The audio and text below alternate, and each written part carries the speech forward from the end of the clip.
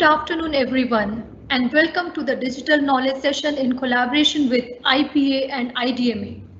A warm welcome to all the attendees who have registered in such huge numbers. My name is Nitika, and I'm the Director Research. Once Steve Jobs said, the biggest innovation of the 21st century will be the intersection of biology and technology.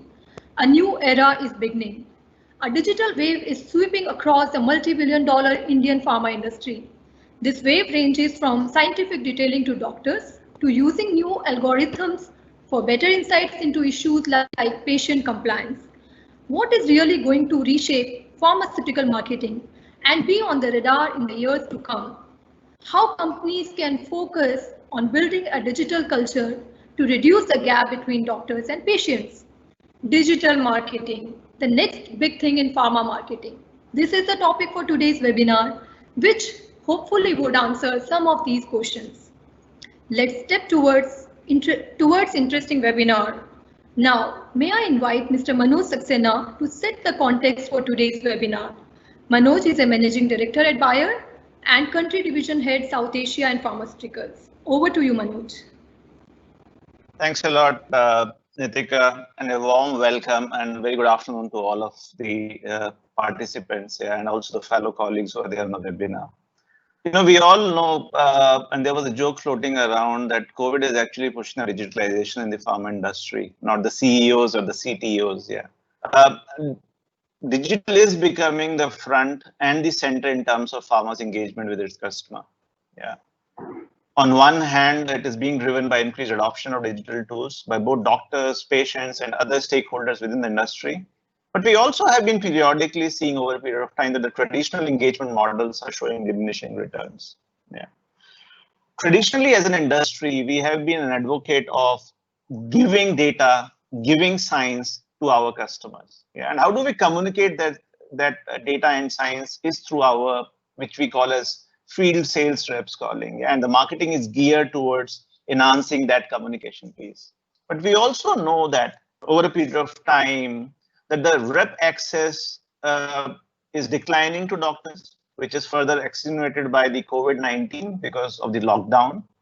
In many therapeutic areas, and particularly in mass therapies, there is little differentiation now, and I think that's also one of the reasons why the HCPs are not keen to see.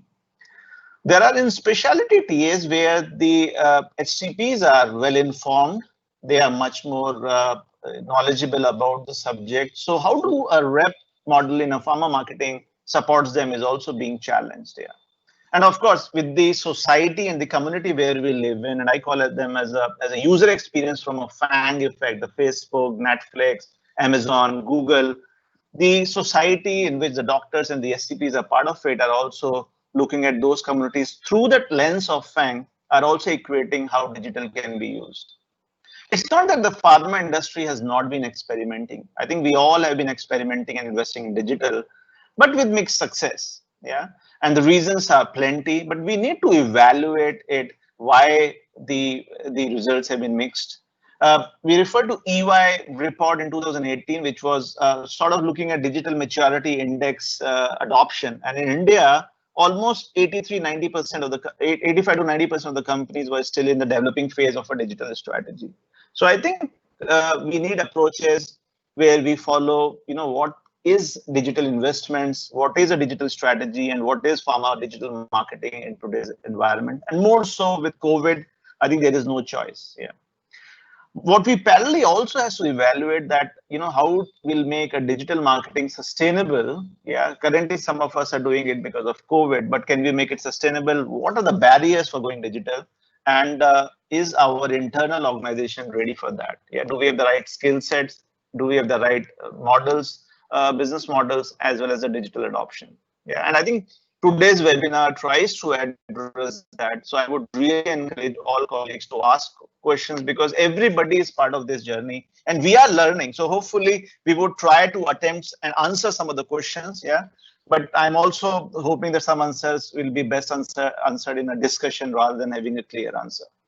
Joining me today, we have Amit Mookim, a friend of ours who does not need an introduction, industry veteran who is the managing director for IQVIA. Along with him, he's also bringing his colleague SV Rajagopal, who is principal digital of IQVIA for Africa, Middle East, and South Asia, and to share and to give their perspectives.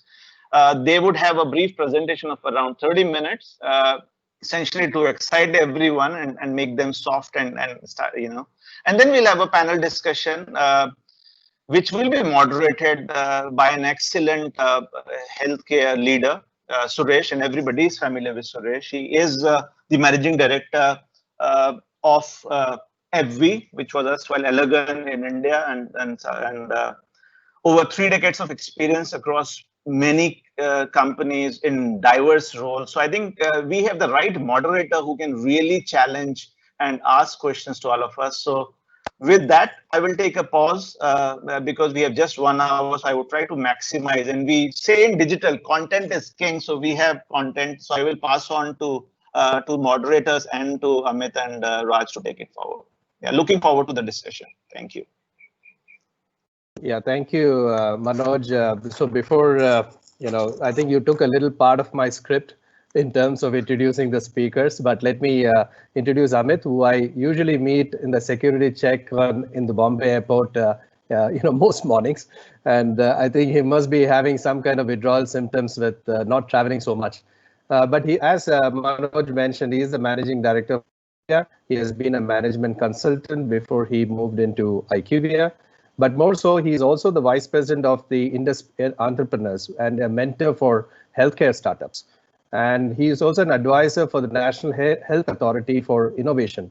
And Amit has done his Bachelor of Economics from the University of Kolkata and his MBA from Faculty of Management Studies. So he's pretty well placed to make sure that really educated on digital marketing, and he's expert on the panel.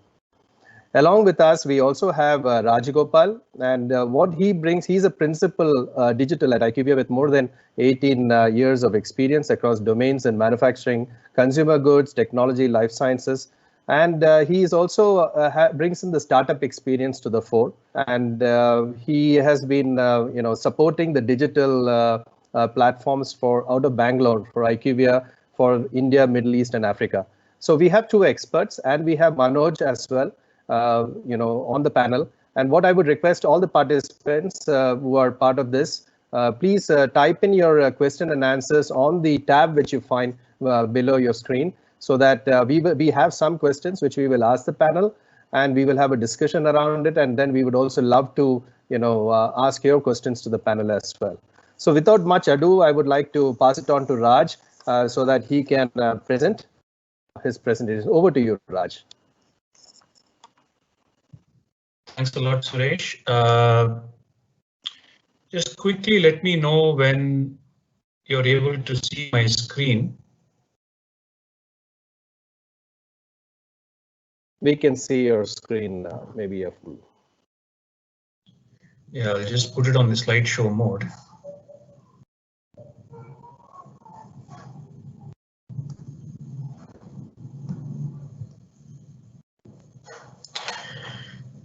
Are you able to see my screen? Yes, Raj, go ahead. Excellent. So the way I wanted to start this presentation really is to give the audience an overall context as, when we say digital in pharma, what do we really mean?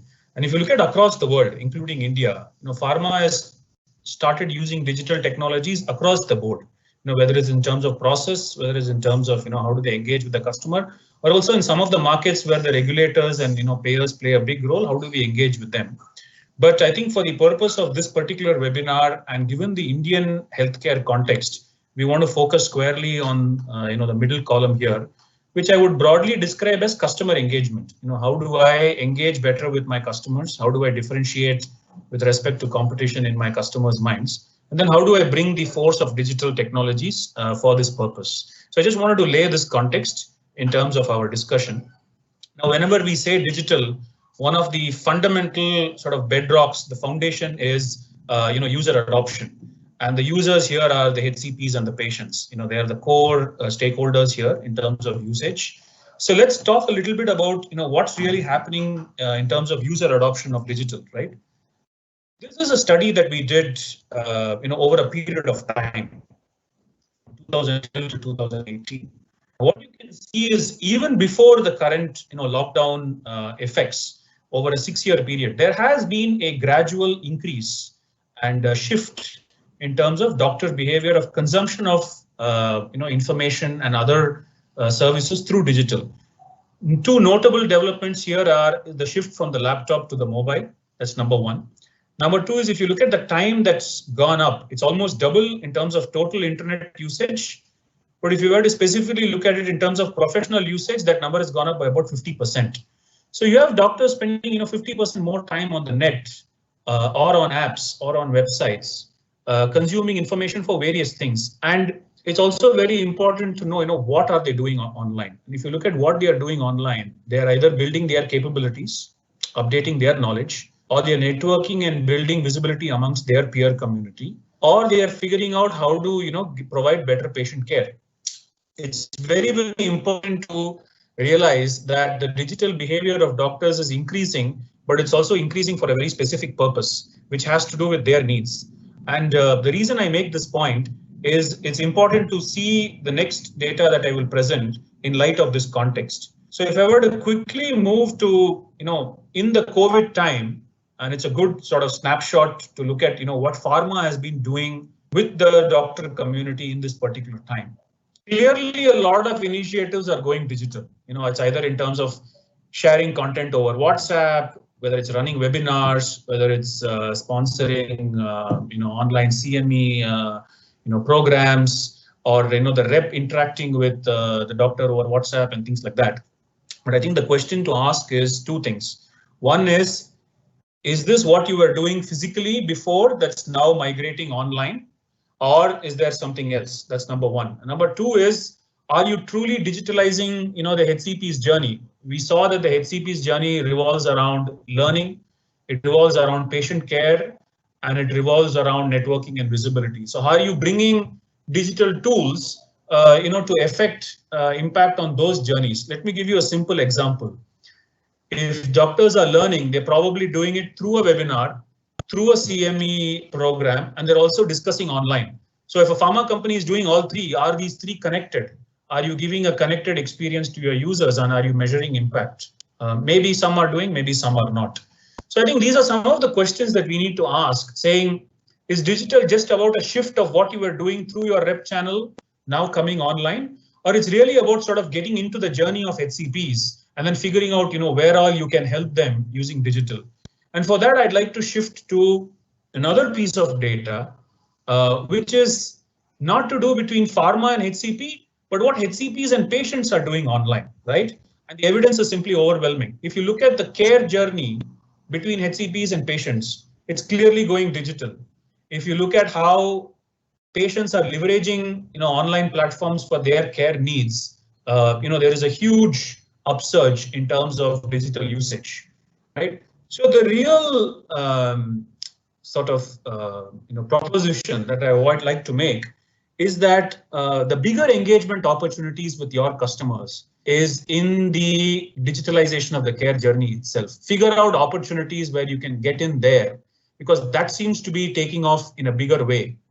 And then the question there to ask is, is this behavior shift by doctors and patients, is it sustainable beyond the COVID crisis, beyond the lockdown? Is it here to stay? And if it is here to stay, then it makes obvious sense to start initiating programs along those lines. A very quick data point to sort of answer that question. It's really anybody's guess, and it's $1 million guess whether behavior shift is likely to stay beyond COVID. But if you look at the past, and even what's happening now in some of the other industries, shocks to the system do create permanent shifts in behavior. If you look at demonetization, and agreed demonetization came with a huge push from the government, and there was a regulatory muscle behind it. But even then, the impact has sort of outlived the demonetization period itself in terms of adoption of digital wallets, which is now surpassed, plastic-based transactions.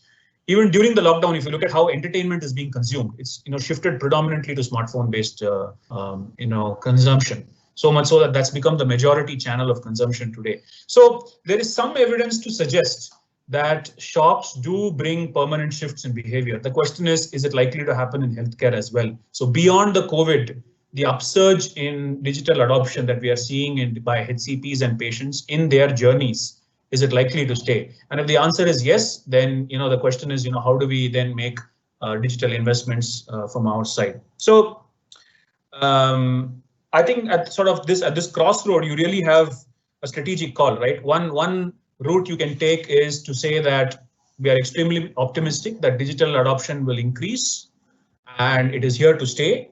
And if it is here to stay, then how do I become more strategic about my digital investment? So that's sort of one route to take.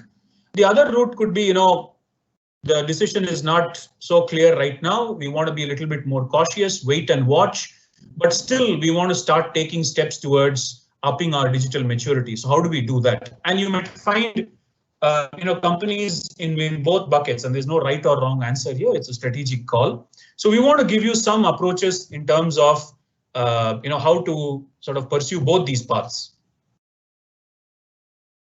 So let me first take the first part, and what we call as programmatic approaches to digital. How do you really sort of look at digital as a program, not just as an initiative? So it's not about doing 10 webinars or 5 CME courses or sending out 10,000 emailers. How do you really sort of build up a digital strategy from ground up? How do you converge initiatives that might be happening in different parts of the company towards a common goal?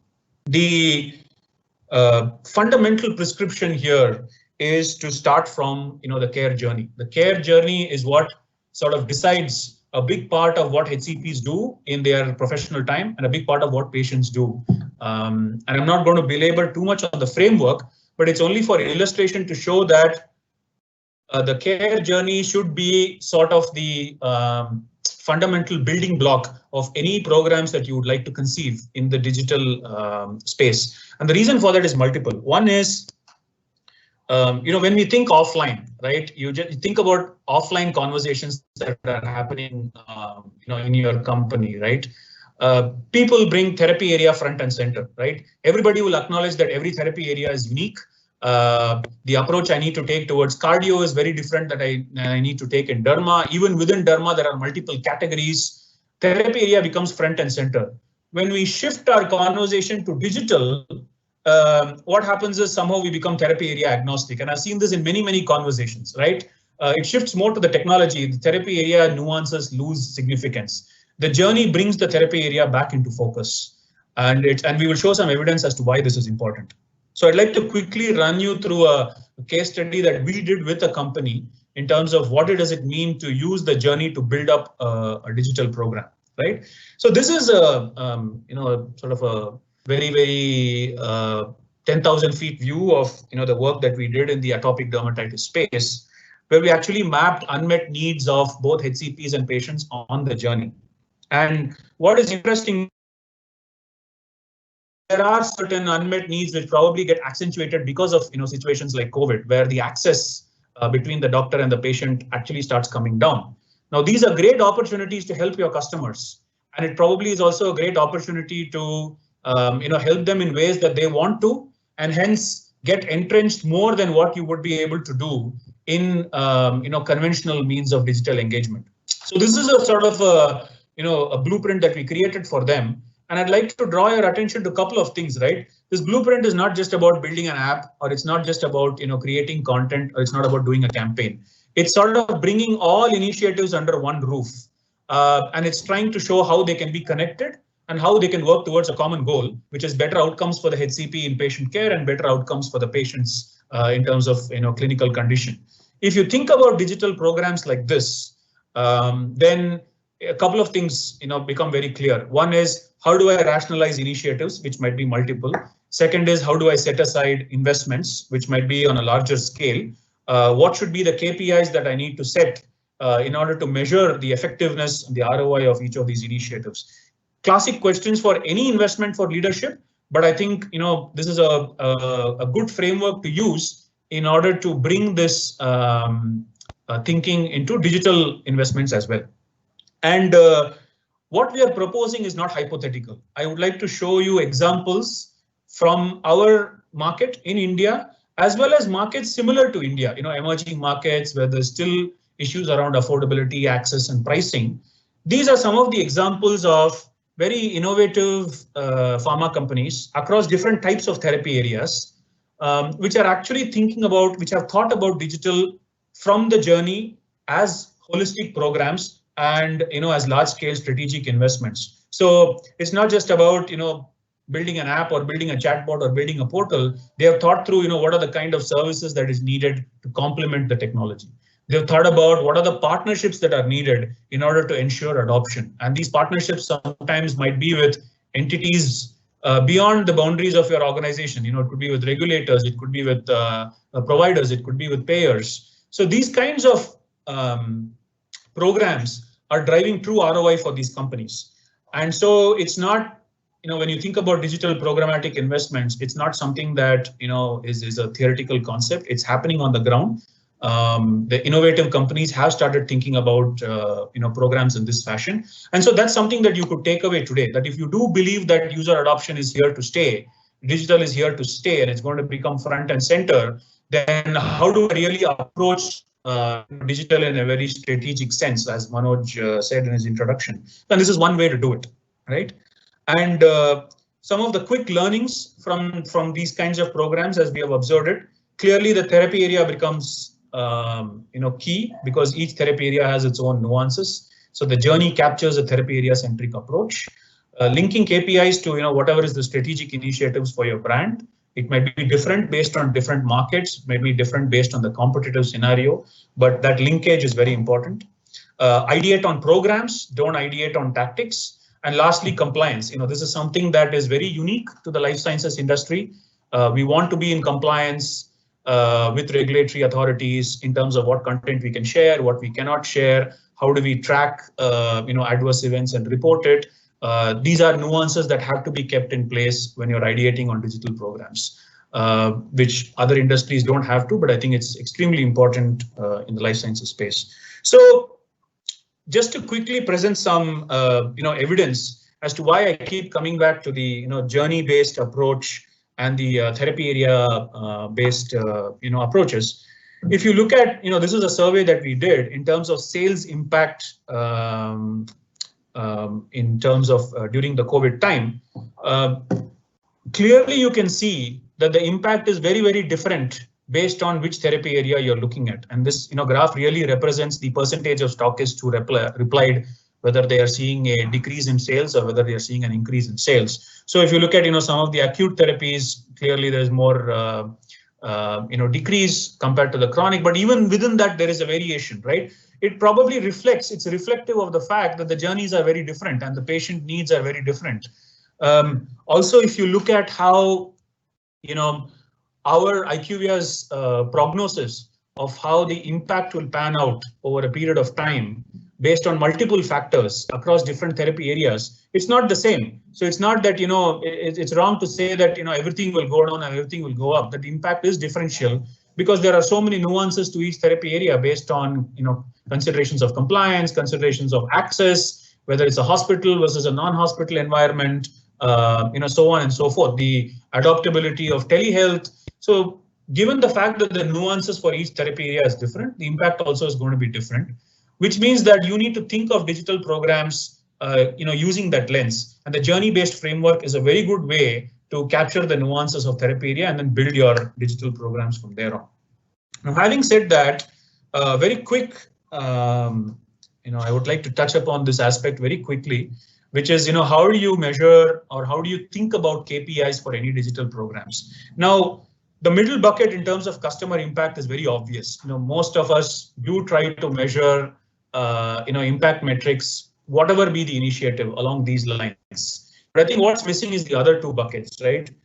We need to measure whether the organization, that is when I say organization, the internal pharma organization is adopting to these programs as much as we want our customers to. So, is there enough training? Is there enough usage by internal employees? Is the IT systems up to gear? Are different processes aligned or they are not on the same page?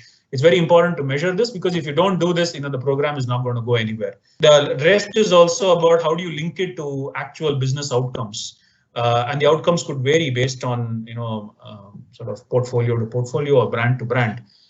This framework is very important to link internal organizational readiness to customer impact to business ROI, because if you don't follow this, then what happens is two things. One is the program is not doesn't take off, or at some point people are going to ask, okay, I'm putting all this money, what's the return it's giving me?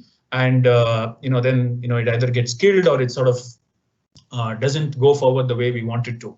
So just wanted to touch briefly upon what kind of a framework can be used to measure the relevant KPIs for any digital program. So moving the scene to the second part, which is we said, okay, one route you could take is a ground up, bottom up digital strategy. How do you build programs from scratch? How do you be very strategic about digital? The second is we want to be cautious, but at the same time we want some quick wins to up our digital maturity. How do we do this? Now here, one way to think about it is there are current engagement investments you've already made, right? Pharma has made investments in CRM systems, nearly ubiquitous. Every company out there has some CRM system or the other. There is some digital campaigns going on. There are some patient awareness campaigns going on. There are some patient support programs going on. These are ongoing investments that different companies are doing at different levels of scale.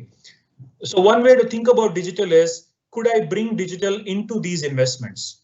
And so can I up the digital maturity of programs that I'm already having? So for example, if you look at CRM, yes, we are running the CRM, but instead of using it as just a reporting and detailing tool, are we really mining data that's sitting in the CRM? Are we combining the data with other data that we might have access to, making a much more richer profile of our customers, and hence personalizing what we can do for them? That's one way to sort of up the digital maturity of your CRM system. The second is, okay, I'm doing a lot of campaigns, I'm pushing content, but am I making sure the content is relevant? Am I measuring absorption of content? I'm running a lot of PSPs, but then am I using technology to make sure that they are compliant because I'm handling very sensitive patient data?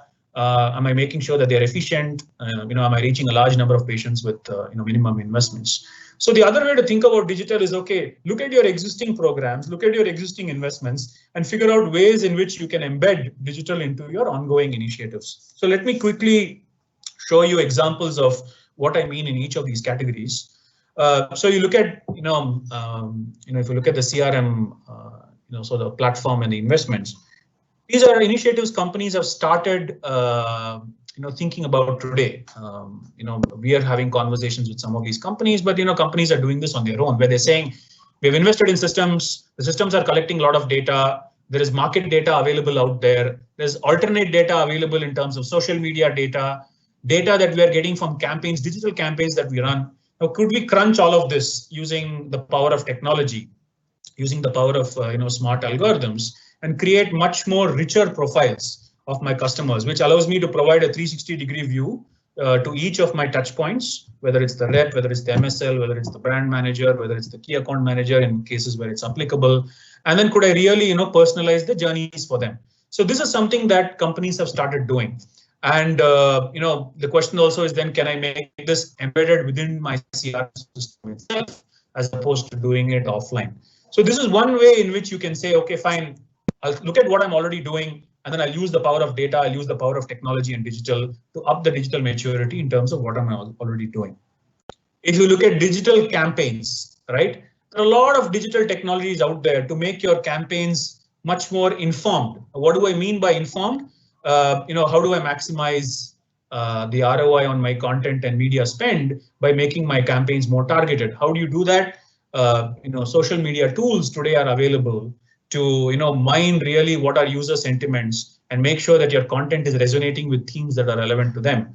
There are a lot of tools that are available using artificial intelligence and machine learning, which allows you to create a footprint of where all your customers are going digitally, and hence what are the channels that are most effective for them. Is it a particular website? Is it a particular app? Is it a particular keyword?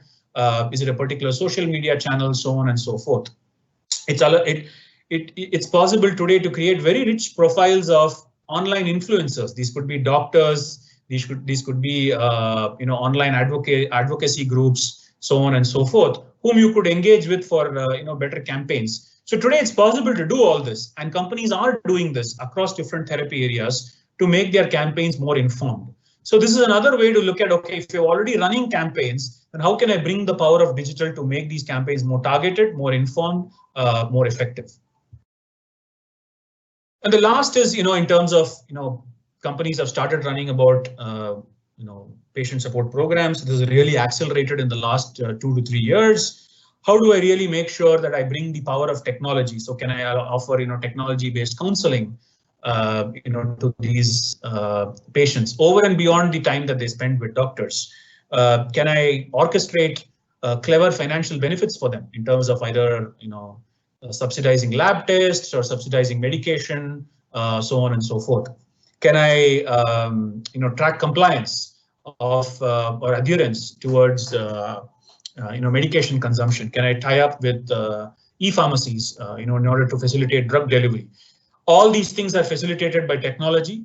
All of these things are possible today. Companies are trying it out. Companies are experimenting. Some are very successful in doing this. So there's another way to up your digital maturity quotient in an existing initiative that companies are already comfortable with, which in this case is patient support programs. So without sort of taking more time, I would like to end my presentation with a few key questions that I think it's relevant to ask. We saw some statistics around user adoption. We saw sort of where that adoption is happening more. We saw the sort of little disconnect between what pharma is trying to do digitally versus what users really want digitally. We saw some approaches in terms of how companies could go digital. But I think some of the key question to ask is how sustainable is the shift in the digital behavior of HCPs and more so HCPs than patients? Is it going to permanently increase even beyond the lockdown? I think that's a big question that we need to explore. The public health system is doing a lot of initiatives to go online. Arogya Setu is just one step, but then if you look at even the the Ayushman Bharat program, a lot of technology is coming into it to take the whole public health system online. If it does go online, does that provide an additional access point for pharma to engage with the public health ecosystem, which could be very big in our country? How do we make sure that different touch points are interconnected? Today, they seem to be siloed. They are not interconnected. And the last really is more internal, which is about, who owns the digital vision? Is it just the digital head's mandate, or is it because it become the CEO's mandate? How are budgets decided? How do we be strategic about investments? And do we have the right skill sets and mindsets within the organization to drive adoption, to drive change, and to drive some of these programs? I think these are sort of open questions around which we could have more discussions. There are no easy answers, but these are questions that I think the industry must answer, before they undertake large-scale digital investments. So with that, I end the presentation and would like to hand it over to Suresh for further moderation. Over to you, Suresh. Thank you, Raj. Thank you for that in-depth presentation on where all digital can be used in various phases of the patient journey. I found that extremely interesting. And it's going to be very interesting to see how we can sustain this digital transformation which is happening across the world right now, and make sure that it sustains after the COVID crisis. Definitely, the current pandemic situation has brought about a lot of innovation in the digital space, and we hope that that will sustain for the future. So we have, just for the audience, we have Amit, Raj, and Manoj on the panel. And please continue to, I got a lot of questions on the Q&A. Please continue to put in your questions, so we will try to weave in and get their responses. For screen. Okay, I think he's there. So the first question I want to ask is from a user point of view. I want to ask Manoj, what are some of the quick wins in digital that you have looked at or implemented that you think would be very useful at this time? Yeah, no, thanks, Suresh. I think that's a good one. And I think I'll look at what Raj just presented in terms of bespoke strategies, right? So what is a quick win in a classic traditional marketing stays in today's marketing as well? Yeah. So for example, the doctors who are a little bit savvy on digital, how do we engage them? Because they are already ahead of the curve in terms of their other colleagues who are not. In some of the areas where you have good traction, like in India, I think the ecosystem around, for example, on telemedicine, and the guidelines now also being given out by the government around telemedicine. And we had our last webinar dedicated on telemedicine. Yeah, so I think that's a extremely good quick win for some of the specialty that may not be suited for a surgeon, for example, but for a lot of other specialities. And if our therapy areas, ties up very well. Internally, I think there are quick wins because, I think the point which IQVIA colleagues were trying to put forward that how do you prepare your internal folks in upskilling them? So there are some of the colleagues who are a little bit more digital savvy. They understand why digital is needed. Yeah. And I think that that is also quick win. There are good examples when we look at in the community where we live in. Yeah.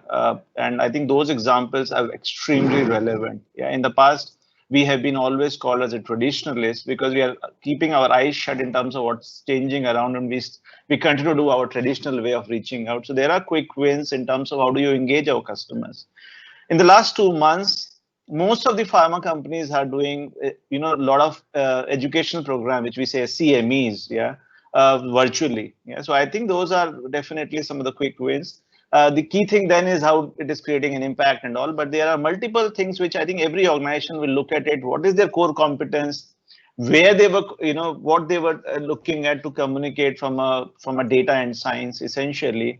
And I'm sure there are some low-hanging fruit. Some of it was also highlighted by Raj in this presentation. Yeah, thank you, Manoj. And in fact, Raj mentioned, and I think that one slide was very pertinent in which he said, from a computer or laptop-based browsing and usage of digital to more of mobile handset-based usage. So one of the questions which I have is, whenever we go to the region for some kind of a digital presentation, we are always talking about iPads and laptop and web-based systems, whereas our Chinese colleagues come up with WeChat platforms and CMEs and support programs over the WeChat. And there's so much of resource over the WeChat. Why are we not able to adopt that kind of technology? Is it WhatsApp has got some limitations, or we are not really utilizing it well enough? Maybe Raj, Amit, or Manoj, if you have some experience in this, it would be a great insight for us. Yeah, I'll answer part of that from a technology point of view. See, as an organization, you don't want to use WhatsApp in a personal capacity because, the knowledge just walks out, right? Whenever the rep walks out of your organization, all the knowledge walks out. And WhatsApp for business has not yet, I would say, grown to the effect of what an enterprise needs. So it's today at the level where, you go to make my trip, you book a ticket, you consent to, a WhatsApp acknowledgement, and then your ticket is sent. But then in terms of measurement, because when you're running CME programs, you want measurement, you want analytics, you probably want it to connect to other systems, right? Maybe you want them to go from there to your company's portal, or maybe you want them to go to a site where they could discuss amongst their peers. So the interconnectedness piece and the measurement and analytics piece becomes limited, which probably, and I haven't looked at WeChat, but probably WeChat has built this, as a specific solution for, the life sciences industry. So I think the larger question is the platform has to be user friendly, but it also has to serve the needs of the enterprise in terms of these two aspects. Then you have good ROI. Okay, any comments from Manoj? You have experienced the same thing from your end? No. Because WeChat seems to be top of the mind. Yeah, no, I think you touched upon an extremely relevant point. That is, what is customer liking rather than what we are liking. Yeah, I think the digital, and Amit has been pointing it out, and I'm sure he will add to that. I think the important part is that we have to recognize that the mobile phone is also part of the ecosystem which a customer is having. Yeah, so realizing that, looking at the challenges, I think from an organization perspective, the biggest challenge for us is the data privacy and the usage of WhatsApp, which is because WhatsApp is essentially has two versions of it. There is WhatsApp for business. A lot of industries are using it, and probably pharma will also start using it. So I do not see that from a technology perspective, there is a challenge. It's only about whether our processes and we are able to enable that. Yeah, whether through collaborations or through partnerships. Yeah. But I genuinely believe that if you're giving a digital ecosystem, the handsets and the mobile phones has to be also part of that ecosystem. We are not there yet in India, probably for most of the pharma companies. but I'm sure in the few months or years we would be there as well as like China. Suresh, can I add to this? Yeah, please. See, and I want to make a broader point here, Suresh, but it's very interesting when you look at India as a market.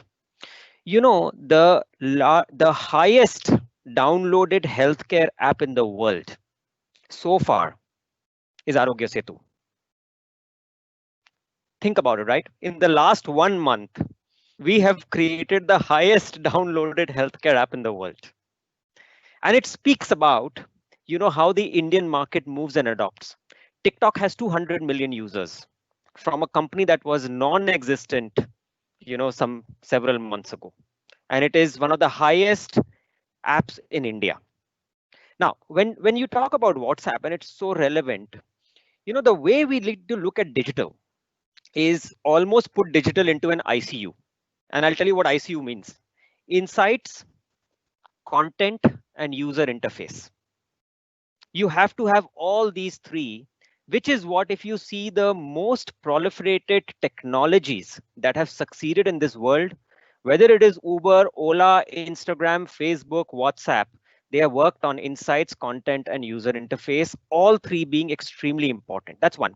I think the second point, and you know, you've raised a very, very valid point because it could be a game changer, is that if you look at today from a healthcare perspective, one is we want to proliferate into a channel. The other is there is no such healthcare platform that is so ubiquitous that you can penetrate it through the channel. So you'll have to go through something which is generic, which is what everybody else does, right? Whether it's a Facebook or WhatsApp or any proliferated channel that is sitting on the virtual real estate of your customer has to be thought about how you move in. No, very, very valid. In fact, some of the questions which are coming from the audience is these two things. One is that, okay, the COVID world, we are likely to have very little physical meetings with the doctors, or, you know, doctors may not want the reps to have the physical meetings with the doctors. If so, if there is a platform for interaction with the doctors, so if you can tell us a little bit more about whether there are platforms available for interaction. And the second challenge which they see is that what would make the doctor be on the platform so that they can interact with the reps? Because I did see recently that you know, some of the clinics are going out of the way and offering Zoom platforms for the reps to interact with the doctor for a specific period of time, which I thought was very unique for the doctor to set it up to prevent physical contact with the reps. So if you can throw some light on you know, what kind of platforms are out there for the rep to interact with the doctors on a non-physical space. Yes, sure, Suresh. So there are quite a few remote detailing platforms. In fact, we market as one as well. There are a few other global companies, local companies in India who have such platforms, right? I will go back to the point Raj mentioned. If you break this platform up, one is there is a CRM system, right, which contains data on the doctors, which contains the whole workflow. Then there is a detailing angle where the content comes in, and then there is the interface, whether it's a Zoom or a Skype or any other technology that is embedded with it, right? What I think needs to be done, and some companies have started to do it, is started to integrate the CRM system with the remote detailing technology and put in good quality content, because you see, this is a trend we are seeing in the US as well. Teleconsultations have escalated multi-fold, Suresh, in the US. Maybe a different market from India, but something to learn. And very interestingly, what we'll have to sift through is what will happen right now while the doctor is not fully practicing and his clinic is not seeing so many patients, vis-a-vis what will happen once the patient starts trickling in. And there the quality of the interaction and content with the rep may come in. It may define certain working hours with the doctor. You see, it's very easy to connect with the doctor, but the doctor may or may not be available, or he may or may not honor that time because he's busy seeing a patient. So we'll also have to understand how the working hour of the interaction may change. Number two is, you see, today the doctor is flooded with platforms. When you go to a doctor, he has 7 or 8 different kinds of teleconsultation platforms he's dealing with. There are other video conferencing and other platforms that he's, you know, grappling. Today, he also needs a system that can talk through and through. And the jury is out there, which systems will exist as they go on, right? But having your system integrated into that, where the doctor, while he's seeing the patient, he has time to also spend on others, and that time then becomes available for the rep. There is a seamless quality interaction between the rep and the doctor, and then he can go back to seeing a patient, then becomes the flow. So you talked about the Arogya Setu app. It's downloaded. It's there sitting on the screens of, how can we leverage this Arogya Setu app for the future? In what ways do you think that this can be, or is it this which are going to disappear after the COVID crisis? Suresh, I think the question in front of the government, and they have a fantastic opportunity in my view.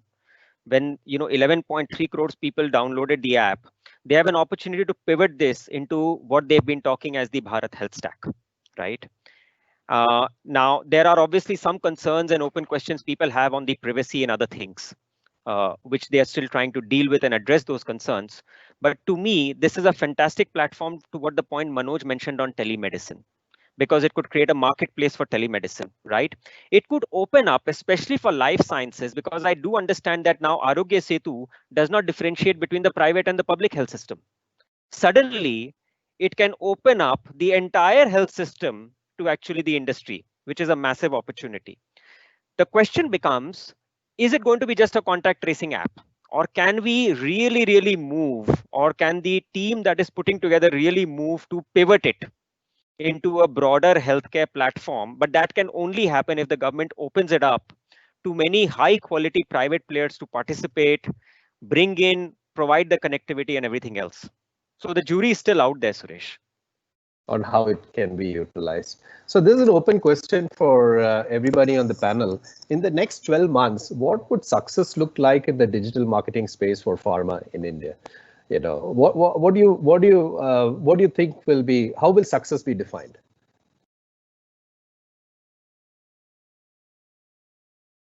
Let me take that first, and then I'll ask Raj and Amit to pitch in. I think the success would be based on what expectations are we setting in, and a clear alignment. I mean, a lot of time in the past when we had said that pharma is missing the digital, I think the question was not about the intent, but the question was more about, as leadership teams across the board, are we seeing value in digital? So, and now with the COVID impact, I think most of us are clear that there is a absolutely great value of digitalization, right? So setting expectations and making alignment in the organization is essentially, you are setting up your KPIs, and that's the reason why, while we all are not a great fan of KPIs, but what gets measured gets done, right? So it's about execution. Now, of course, not everything would be achieved overnight, but I think that's, if the expectations are absolutely clear, if we are doing a digital strategy, and to me is about the patient journey, which is classic marketing in pharma. So how digital helps to enable the leverage points, which Raj says as influence points, I refer to them as leverage points. And in that context, how digital fits in. And if we are meeting those KPIs, both internal KPIs or external KPIs or people KPIs, on the process, on people, as well as on platforms, I'm sure, that would be our success. But this depends on each brand manager, each marketing manager, each leader. How does he defines the KPIs, sets the expectation, and gains alignment within the organization? Yeah, in fact, one of the questions which are coming up from the audience is, there are so many webinars and meetings and CME programs happening virtually for doctors. So what is going to make the doctor attend one CME rather than the other CME? So it's become a competition of CMEs on the virtual space. So do you have any comments on this? No, I think it's the same thing, right? As an industry, we all take pride in seeing the smile on the face of patients, and the doctors giving a treatment, and making sure that the patient is managed well or cared well.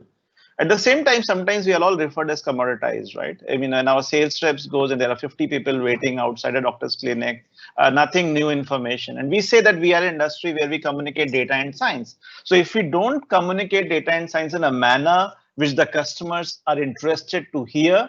Of course, he's not interested in a webinar, but the moment our content is to the liking, and we call it the institutional void. Where is the void in terms of data and science? If that we are filling in our communication, whether it is rep communication, whether it is a digital communication, whether it is a medical communication, whether it's the data analytics, which I think some of the panelists were referring to, if that is being addressed in the webinar, I'm sure doctors would lap it up. Yeah, but we also know that our community is diverse. Not all doctors are similar.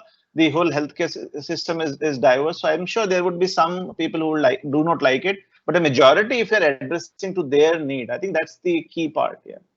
So two points to the CME question, Suresh, that I'd like to add. One is the question that whoever is sponsoring the CME has to ask is, have you studied your users well before even doing the CME in terms of what is the content themes that they would like? There are some who prefer certain formats. There are some who prefer it in a certain way.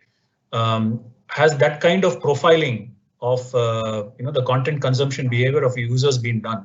So maybe it's not one CME. Maybe you have to do 3-4 CMEs for different segments of doctors. That's one part of it in terms of how do you even create the content for the CME. The second is to look at how doctors learn. So doctors don't learn just by looking at a CME, right? There is a CME. They want to then discuss it with their peers, saying, hey, have you applied this somewhere in your practice? What has the feedback been?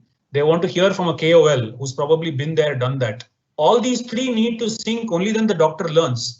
So is the CME platform today providing those connectivities? I don't know. I don't think so. So if you do these both, then the value becomes very clear, right? The impression to the user then is this has been created for me. And what are the other touch points I need to up my knowledge is also available through this interface. So the adoption becomes higher. I don't think these both are happening today, in my opinion. Suresh, one thing which is a great opportunity during the lockdown and the fact that we have some time in our hands is to really build a deeper understanding of the doctor.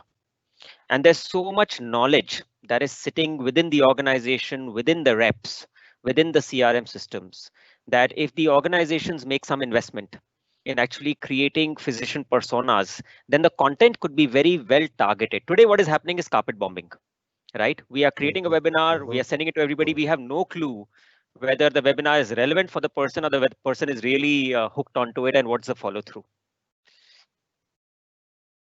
No, I completely agree, because when we were looking at engaging the doctors during the COVID crisis, I think what won over the audience was basically the content, like Raj put it, and interweaving their needs versus what kind of messaging they require and what kind of KOL needs to be addressing those key points.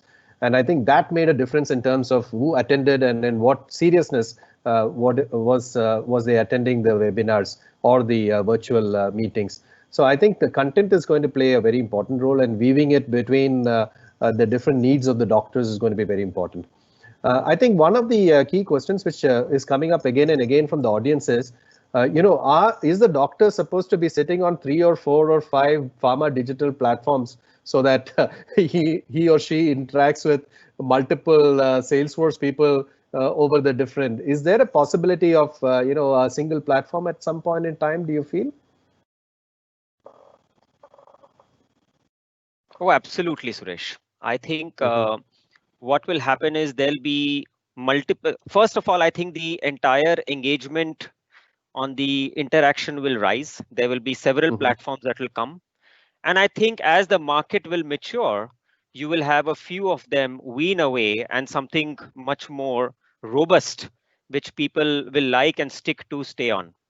I think it's a question of 2-3 other things. And I was seeing the questions, one of the points that was also mentioned is, for HCPs, we'll also need to think of their needs. They want to discuss cases. They want to interact with patients. They want to meet reps. They want to understand scientific literature. They want to do their own self-study, right? To me, a platform that can really, really work through many of these things will actually stick in the longer run. And that's my hypothesis. I mean, maybe I'm wrong, but they will wean off and stick to maybe 1 or 2 specialized yet fully comprehensive platforms that will be there.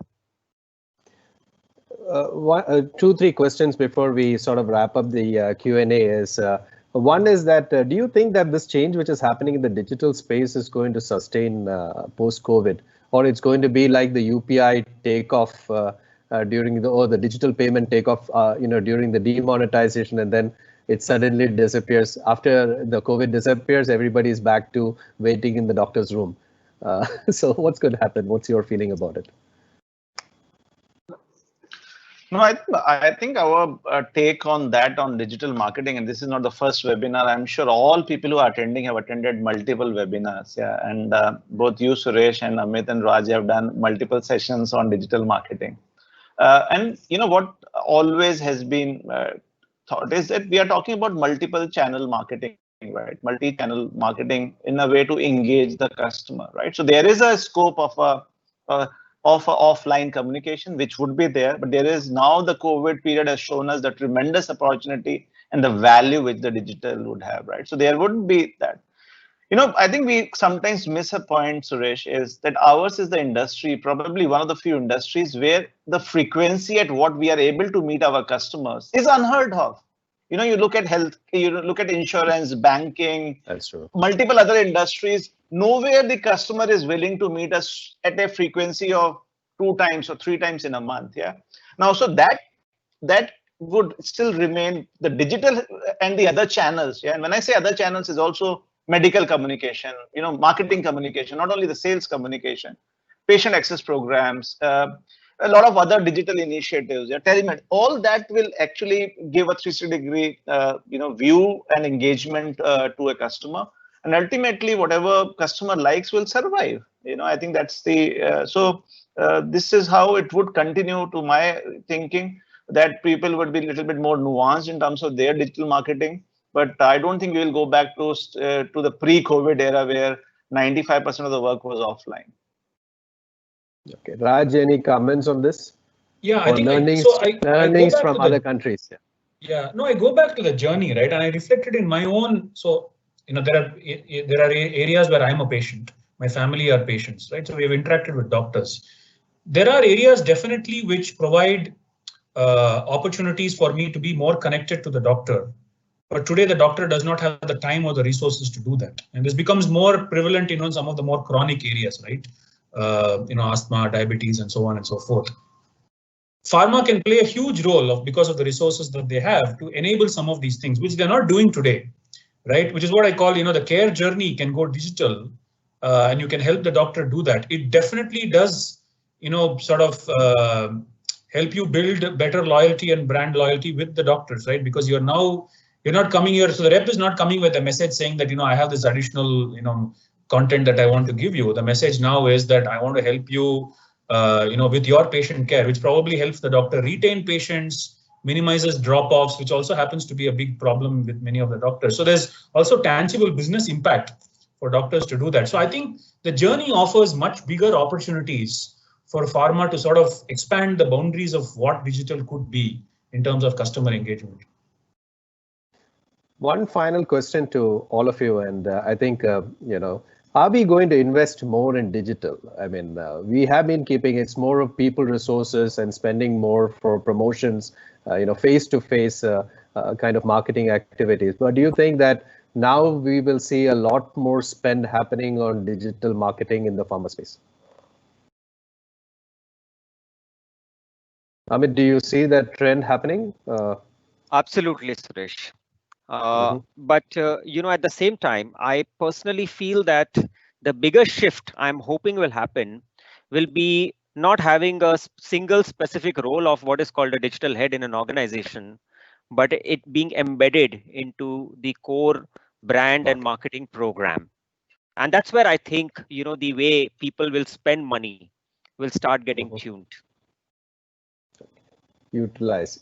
Any final thoughts from the panel before we close? Nitika is getting restless now. We're at the end of the Q&A.